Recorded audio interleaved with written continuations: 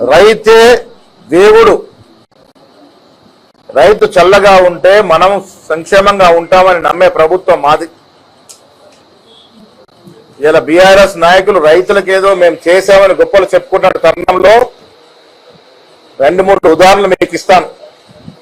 BRS party రైతుల పట్ల చేసిన నిర్వాహకం, రైతు కుప్పల మీద, రైతులు వరి కుప్పల మీద వేసి చూసి చూసి ప్రాణాలు ఇడిచినట్టు సంఘటనలు ఎన్నో జరిగాయి ఈ రాష్ట్రంలో. ధాన్యం అమ్మకానికి వచ్చి గంజులో దినాలు తరబడి వేచి చూసి ప్రాణాలు అడిచిన సంఘటనలు మర్చిపోలే.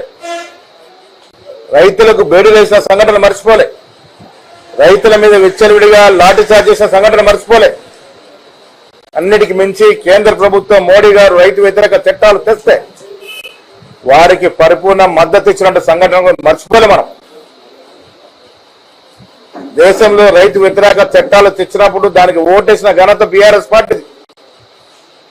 కాంగ్రెస్ పార్టీ నాయకత్వంలో ఉద్యమాలు చేసి రైతు చట్టాలు వెనక్కి తీసుకునే విధంగా కాంగ్రెస్ పార్టీ ఉద్యమం చేసింది. ఇలా వాళ్ళు రైతుల గురించి మాట్లాడుతూ ఉన్నారు. ఇవాళ సన్న బియ్యం, నేను గౌతమ్ నగర్ లో ఒక దళిత కుటుంబంలో సన్న బియ్యం భోజనం చేసి వస్తా ఉన్నాం. యావత్ దేశం మన వైపు చూస్తున్నటువంటి చరిత్రాత్మక కార్యక్రమం.